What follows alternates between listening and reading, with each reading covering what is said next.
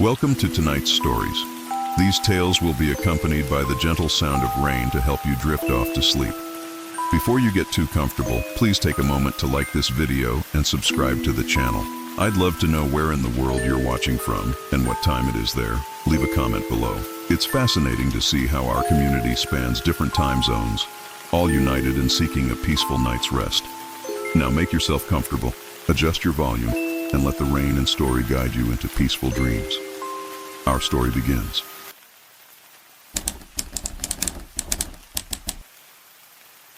When I first met my new neighbor, there was something about him that made my skin crawl. I had lived in the same suburban house on Sycamore Lane for nearly a decade. It was a quiet, peaceful neighborhood, the kind of place where nothing much ever seemed to happen. The old couple who used to live next door, the Robinsons, had been there even longer than me.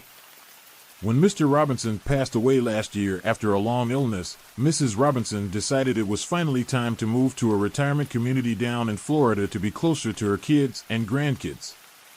After 47 years living there, I knew it was hard for her to say goodbye to the house that held so many memories. But when a young man bought the property soon after it went on the market, Mrs. Robinson seemed relieved it wouldn't stay vacant for long. She wished him well as she hugged me goodbye, and I promised to keep an eye on the place for her. Little did I know then how much I would come to regret those words. His name was Simon Briggs, though I wouldn't learn that until several weeks after he moved in. At first, I hardly saw my new neighbor at all. Occasionally, I would spot a tall, thin silhouette moving behind the curtains, but he seemed to keep to himself. The first sign something was amiss came about a month after he arrived. I was taking my nightly walk around the block with Rufus, my aging golden retriever, when we passed by the old Robinson place. Rufus suddenly stopped and growled, his hackles standing straight up as he stared intently at the house. I had never seen him behave that way before. Even in his younger days, Rufus had always been more of a lover than a fighter, eager to make friends with every squirrel and neighborhood cat that crossed our path. Now he stood rigidly at attention, as if he had sensed some unseen threat. "Come on, boy, there's nothing there," I said, giving his leash a gentle tug. But Rufus refused to budge, planting his paws firmly on the pavement. Just then, I noticed a faint light flickering in the window of my neighbor's house. It was well past midnight, far later than when the Robinsons used to turn in for the night. The curtains were drawn, but I could make out shadows moving behind them, as if someone was pacing back and forth. A chill ran down my spine and I hurried Rufus along. The whole way home, I couldn't shake the uncanny feeling we were being watched. Over the next few weeks, more odd incidents occurred that I tried to dismiss as my overactive imagination. Several times, I would hear strange noises coming from next door in the dead of night, muffled thumps and bangs, even sounds that resembled anguished moans or howls. One evening when I was bringing in the garbage cans, I saw my neighbor in his backyard, stooped over what looked like a makeshift fire pit dug into the ground. Orange flames illuminated his gaunt face as he shoveled dirt back into the hole. When he spotted me watching, he froze, his eyes boring into mine with an intensity that made me shudder. I decided it was time to properly introduce myself and see if I could tactfully suss out what was going on. But when I rang the doorbell the next day, there was no answer. Same thing the day after that. On the third try, the door finally cracked open a few inches, still latched with the chain. "Yes," came a raspy voice. Through the gap I could only make out a sliver of a pallid face and one bloodshot eye peering at me suspiciously. "Hi there, I'm John from next door," I said with my friendliest smile. "I just wanted to come by and welcome you to the neighborhood. I'm afraid I didn't catch your name." There was a long pause. "Simon," he said finally, barely above a whisper. "Nice to meet you, Simon. Well, I won't keep you, but please let me know if you ever need anything. Happy to lend a neighborly hand." I keep to myself. The door slammed shut. So much for a warm welcome. Still, for Mrs. Robinson's sake, I felt obliged to keep an eye out, no matter how much my neighbor clearly wanted to be left alone. I soon began to notice a strange odor emanating from the house, an acrid, chemical smell mixed with the unmistakable stench of rot and decay. On several occasions, I spotted Simon dragging heavy plastic bags out to the curb in the middle of the night. By morning, the trash was always gone. Perhaps the most unnerving development was the sound of scratching that seemed to be coming from inside the walls of his house. It was a constant, unsettling noise, like dozens of rats scurrying about. But I never spotted any rodents or traps, and over time the sound grew to a frenzied pitch, as if something much larger than rats was trying to tear its way out. I knew I couldn't ignore the mounting sense of dread gnawing at my gut any longer. One night, after a couple of glasses of bourbon to steel my nerves, I decided to confront my neighbor once and for all, get to the bottom of what was happening in that godforsaken house. Rufus followed close behind as I marched up to Simon's door and pounded my fist against it. "Simon? It's John from next door. Open up, we need to talk." Silence. I knocked again, harder. "I know you're in there. I can hear you." This time there was a scuffling sound from inside, followed by the clink of the door chain. It opened and Simon stood before me, looking even more ghastly than the last time I'd seen him. His cheeks were sunken, his skin ashen. He had the wild-eyed stare of a man unhinged. "What do you want?" he growled, his gaze darting over my shoulder at the deserted street. I swallowed hard. "I want to know what the hell is going on in there. The strange noises, the smells, the bags of God knows what you drag out in the middle of the night. I've lived next to this house for 10 years and I've never seen anything like this. So I'll ask you straight up, what are you doing?" A slow grin crept over Simon's lips, but there was no mirth in it, only malice. He took a step forward, looming over me in the doorway. I fought the overwhelming urge to turn and run. "You really want to know?" His voice was a sinister hiss. "Fine, I'll show you. Come on in." Every instinct screamed at me not to follow, but I knew I had to see this through. With legs leaden with dread, I crossed the threshold into the house, Rufus whining behind me. Inside, the stench was overwhelming, the air thick and fetid. Simon led me down a dark hallway, the only light a sickly green glow emanating from under a closed door at the end. With a twisted smirk, Simon threw open the door. I stumbled back, my hand clamped over my mouth in horror at the scene before me. The room had been converted into some sort of makeshift laboratory, every surface covered in bubbling vats, beakers, and jars containing atrocities I could barely comprehend, disembodied organs, mutated creatures, abominations that defied nature itself. In the center was a metal table, straps dangling from its sides, blood-stained and rusted. Simon cackled at my revulsion. "You really shouldn't have stuck your nose in where it doesn't belong," he hissed. "Now I'll have to make sure you keep your mouth shut permanently." Rufus began barking ferociously at my side as Simon advanced, backing us into a corner. I frantically scanned the room for a weapon, anything I could use to defend myself. My hand fell upon a heavy beaker and I hurled it at my deranged neighbor with all my might. It smashed into the side of his head, sending him reeling. I seized the moment and pushed past him, grabbing Rufus and racing for the front door with Simon's enraged shrieks ringing out behind us. We burst out into the cool night air and I slammed the door shut, bracing my back against it. Lights began flicking on in windows up and down the street. A woman walking her dog froze in alarm at the commotion. "Call the police!" I bellowed at her. "Now!" I slumped to the ground, cradling Rufus as he whimpered and licked my face. My mind reeled as I tried to process the nightmarish scene I had just witnessed. It seemed an eternity, but was mere minutes, before sirens wailed in the distance. Police cruisers screeched to a halt in front of the house and officers leapt out, weapons drawn. But by the time they kicked down the door and searched the house, room to room, Simon was gone. Vanished without a trace. Even more disturbingly, there was no sign of the horrors that had filled that room. No blood, no bodies, nothing to substantiate my wild claims. The police eyed me skeptically as I babbled my story. I could see them exchanging looks, nodding slowly as if humoring a madman. They took my statement and said they'd investigate, standard missing persons, keep an eye out. But I knew Simon would never be found. And I knew no one would ever believe what had happened in that house.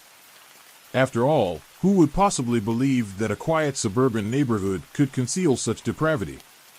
That the nice young man next door had been a monster hiding in plain sight? Only Rufus and I know the truth. And we'll never forget the night we came face to face with pure evil.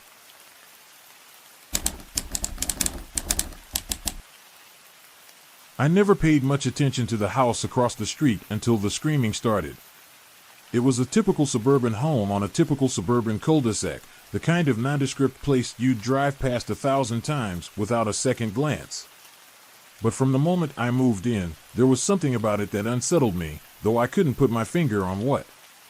Maybe it was the fact that in the 2 years I'd lived there, I'd never once seen the occupants. Oh, there were signs of life, lights turning on and off, the occasional flicker of a TV through drawn curtains, a well-tended garden out back. Twice a week, a grocery delivery van dropped off provisions on the front porch. But never a face at the window, never a shadow crossing behind the hedgerow. That is, until that sweltering August night when blood-curdling screams of agony pierced the darkness, seeming to go on for hours. I huddled inside, paralyzed with fear, watching through a gap in the blinds as red and blue lights bathed the street and grim-faced officers knocked on the front door. No one answered. Eventually the police left and the screaming stopped. But the uneasy feeling remained. I tried to push it out of my mind and go about my business. I worked from home as a freelance writer, rarely venturing out except to walk my Newfoundland, Bear, or grab groceries. I figured if I kept to myself, whatever was happening across the street wasn't any of my concern. Looking back, I can't believe how naive I was. Because once I finally saw my neighbor, or what was left of him, I knew there was no going back. It was a muggy, moonless night about a week after what I had mentally begun referring to as the incident. Bear woke me up around 2 a.m., whining to go out. Groggy and irritated, I stumbled downstairs to let him into the backyard. I was standing at the kitchen sink, waiting for him to finish his business, when some primal instinct made me glance out the window at the darkened house across the street. That's when I saw him, a pale figure standing stock-still in the shadows of the front yard, facing my house. I leaned forward, squinting to make him out in the darkness. He appeared to be an older man, thin and stooped with age. But his eyes, there was something terribly wrong with his eyes. They seemed to glow in the night, fixing on me with an unblinking, predatory stare. I blinked hard, wondering if exhaustion was making me see things. When I looked again, he had vanished. I tried to shake off the unsettling vision, telling myself it was just a trick of the light and lack of sleep. But in the days that followed, I began to feel an insidious presence watching me. When I walked bare, the skin on the back of my neck would prickle as if someone was boring holes in me with their eyes. Shadows seemed to shift in my peripheral vision. But when I turned to look, no one was ever there. The rational part of my brain insisted I was just jumpy after the screaming incident, my imagination running away from me. But deep down I knew with inexplicable certainty it was him. The old man. My neighbor. He was watching me. I became a virtual prisoner in my own home, drawing the curtains tight, jumping at every creak and groan of the house settling. I buried myself in work, barely eating or sleeping. Bear was my only solace, his warm bulk pressed against my leg as I typed away for hours. Then one night, everything changed. I was up late working on a particularly tough assignment when Bear began to growl, low and menacing. He stood rigid in front of the window, hackles raised, staring out into the night. My blood turned to ice in my veins.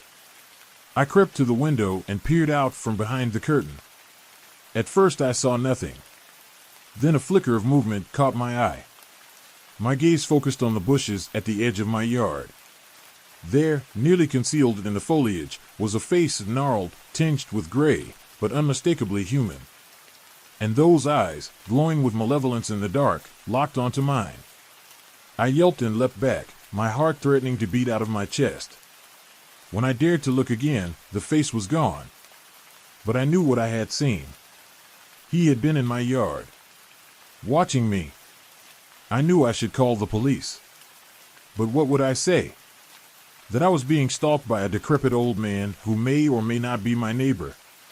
That I was cracking up because I never saw another living soul at the house across the street. They'd think I was insane. Against my better judgment, I decided to investigate on my own. To find out once and for all who or what was behind those drawn curtains.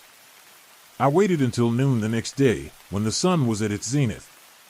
Steeling my nerves with a shot of whiskey, I grabbed Bear's leash and headed out, marching across the street before I lost my nerve. Up close, the house seemed even more dilapidated, paint peeling, shingles missing. The windows were so caked with grime it was impossible to see through them. I had never noticed the odor that hung around it before, the noxious mix of decay, chemicals, and something sickeningly sweet. I stood on the front step, my heart in my throat, and knocked. The rotting wood crumbled slightly under my knuckles. Of course, no one answered. Taking a deep breath, I tried the handle. To my shock, it turned easily in my hand and the door swung inward with a long, agonized creak. "Hello?" I called, my voice sounding small and frightened to my own ears. "Is anyone there?" Silence.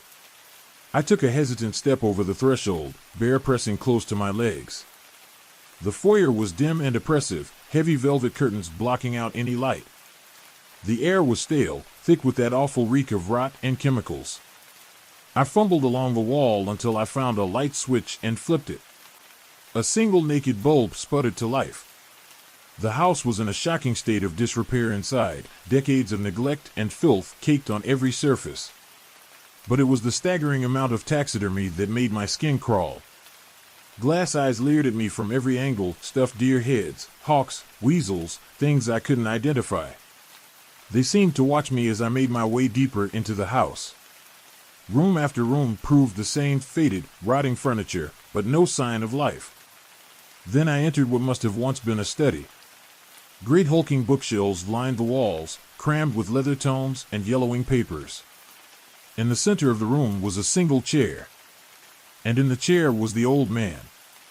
For a moment I thought he might be dead. He was skeletally gaunt, clad in a stained undershirt and ratty trousers, slumped over and unmoving. But then he raised his head and fixed me with that horrible, luminous stare. I stumbled back, an inarticulate cry lodging in my throat. "You," he rasped, his voice gravelly with disuse. "I've been waiting for you." I clutched Bear's leash with white knuckles. "You've been watching me." "Why?" A grotesque approximation of a smile twisted his withered lips. "Oh yes. I've had my eye on you since the day you moved in. I knew you would come." He struggled to his feet, more animated than I would have thought possible. He began to shuffle towards me. "I've been alone in this house for a very long time. So hungry for company. But now you're here." He stretched a gnarled hand towards me. "Stay. Stay with me." An involuntary shriek tore from my throat and I bolted for the door, Bear bounding ahead of me. I half expected grasping hands to seize me from behind, but I burst out into the blinding daylight unhindered. I didn't stop running until I was back in my own house, doors locked, chest heaving. I sank to the floor as Bear whined and licked my face. It wasn't possible. It couldn't be real. The old man had to be a figment of my overactive imagination. But I could still hear that rattling voice in my head, could still see those terrible glowing eyes boring into me. I knew there was no way I could stay here with that thing across the street, never knowing if he was watching. I had to get out, to get as far away as possible. In a frenzy, I shoved clothes into suitcases, not bothering to fold them. I was throwing open the back door, Bear dancing around my legs in confusion, when an icy voice froze me in my tracks. "Leaving so soon?" I spun around to see the old man standing on my back porch. In the stark light of day, I could see his skin had a ghastly gray pallor, was pulled taut over his skull like parchment.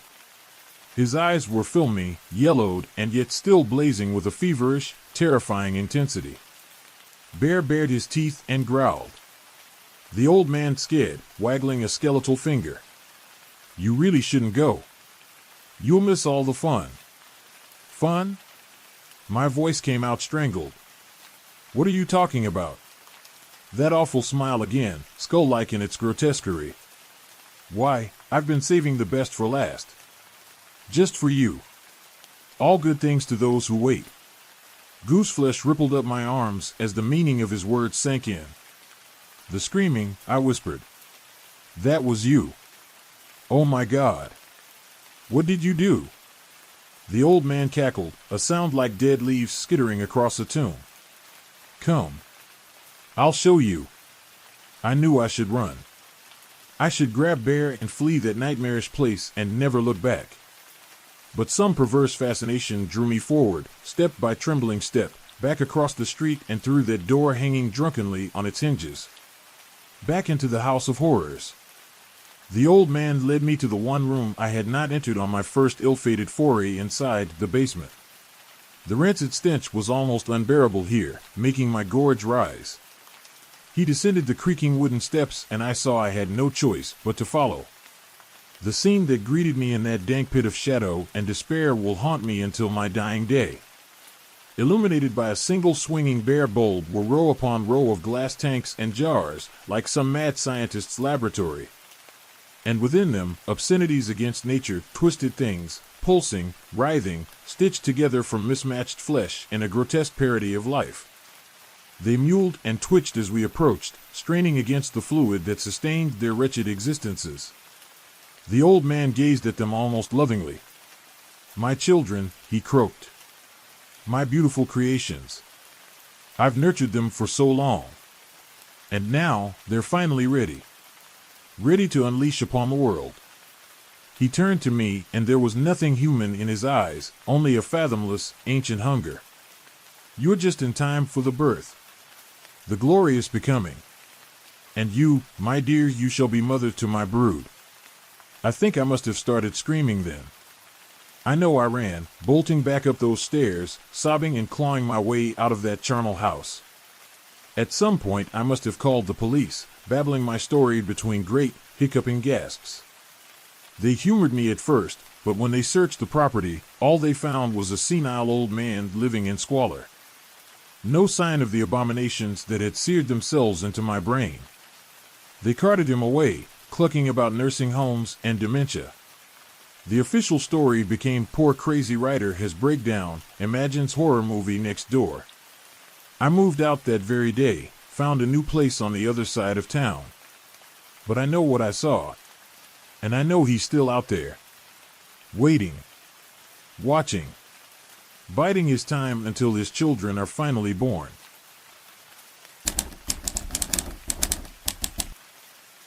No one on Acacia Drive knew much about the man who lived in the last house on the left.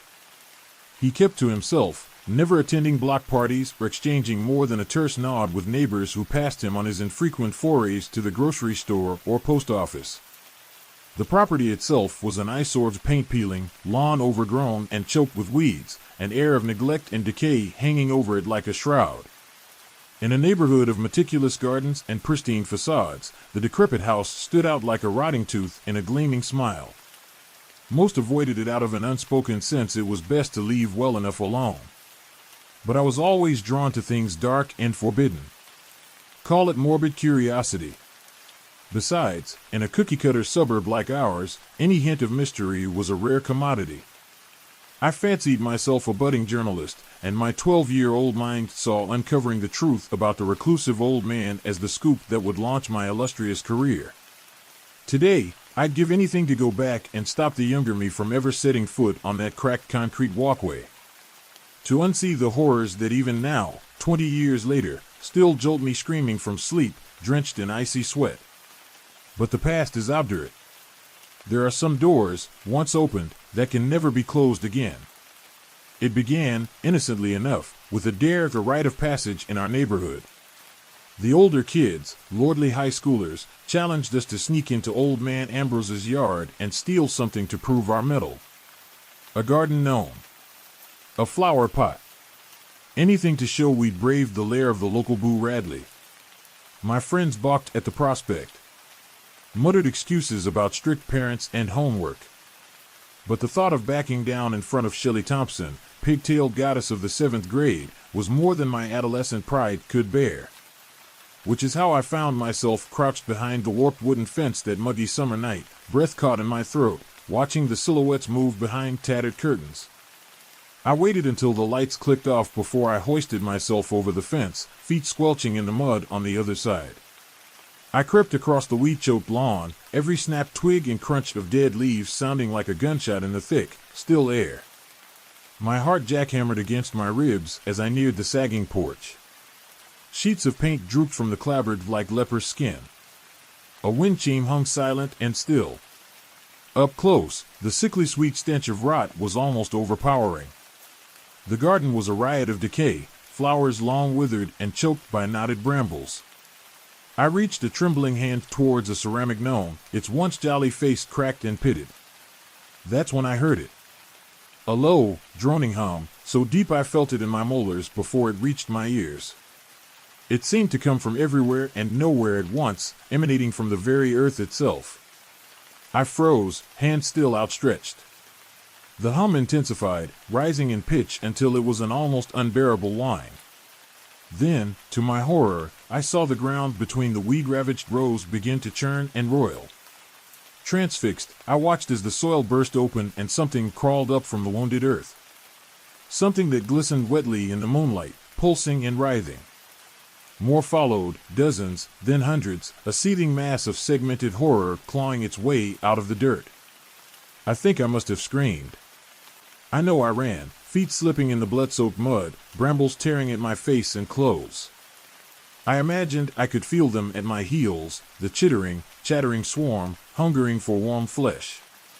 I hadn't realized I'd squeezed my eyes shut until I collided with something solid and nearly bowled it over.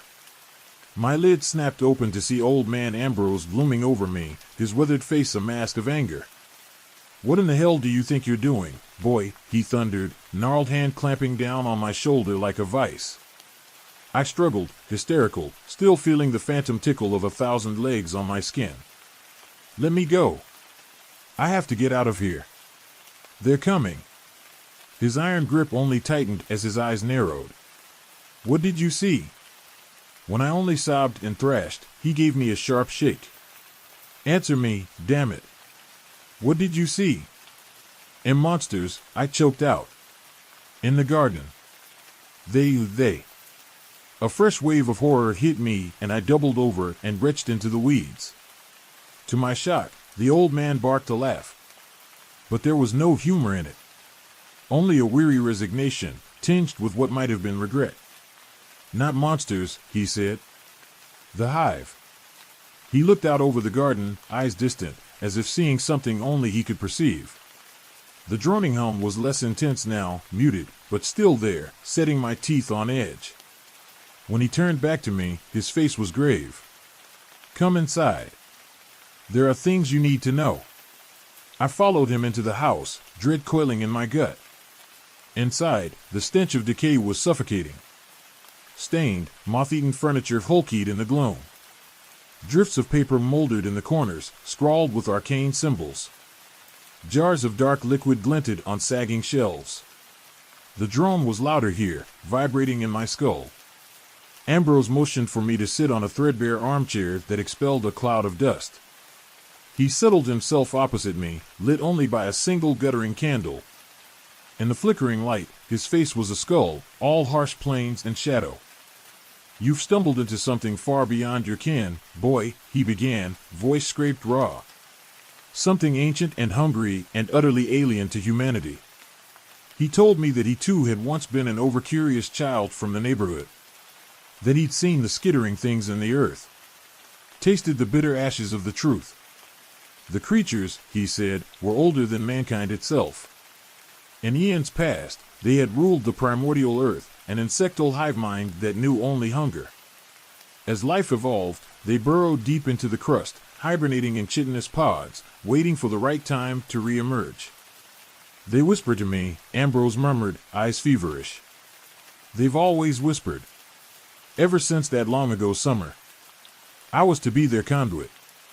To midwife their rebirth."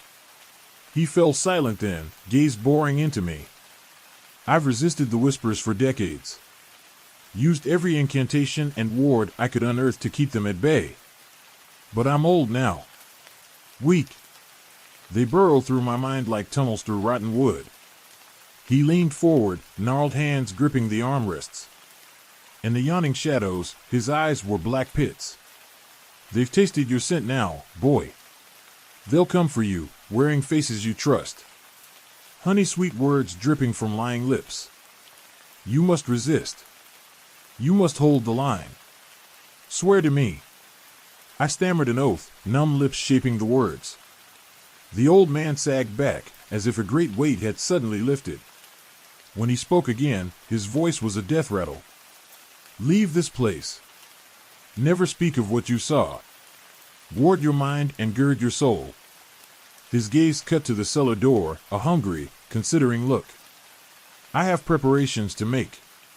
I didn't need to be told twice. I bolted from that house of horror, and did not stop running until I collapsed on our tidy welcome mat, chest heaving, face pressed into the familiar comfort. My parents fussed and tooted over my scrapes and torn clothes, prying for details. But I kept my promise. Mumbled something about being chased by a stray dog and fled to my room.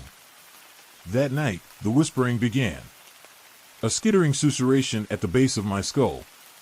Burrowing deeper. Growing louder. Sleep, when it came, was filled with visions of throats that yawned into lamprey-toothed maws. Placid faces splitting open to disgorge seething insect hordes. The buzz of a million wings. The gnaw of a million jaws. In the small hours of the morning, a sound jolted me awake. A sound I knew in my marrow, a sound that filled me with atavistic dread. A wet, meaty thump, like a sack of overripe fruit hurled against a wall. It was followed by another. And another. Coming from the last house on the left. Against every instinct, I crept to my window and peered through the curtains. Just in time to see the cellar doors burst open and a seething tide of chitin and shadow boil out into the night. The swarm took to the sky in a buzzing, whirring cloud that seemed to darken the very stars. Then, silence. A silence louder than any scream. In that moment, I knew with awful certainty that the pallid, spongy thing I'd glimpsed crumpled at the foot of the cellar stairs, oozing viscous ichor, had once been Ambrose. That he had failed in his preparations. And that the hive mind was free to seek out new conduits for its terrible rebirth. I ran again that night. Ran until the spit seared my throat and my lungs blazed and the soles of my sneakers flapped and disintegrated. Ran until I stood shivering in the sallow light of the 24-hour bus depot, a clammy fistful of crumpled bills in my hand. I left Acacia Drive and its secrets far behind. Made a new life, always glancing over my shoulder. Always fighting to ignore the insidious whispers that burrow behind my eyes in the blackest pits of night. But I never forgot my oath. Wards of salt across every threshold. Symbols of protection carved into bedposts and lintels. An unbroken line of defense against an enemy that does not tire, does not stop, that would smother the world in the shadow of its buzzing wings. I've glimpsed them since. Scuttling at the edges of my vision. Wearing the faces of friends. Loved ones. They'll come for me one day. Honey-sweet words dripping from lying lips. But I'll hold the line. Until my mind rots and my bones crumble to dust. I'll hold the line. Because if I falter, if I let them in, God help us all.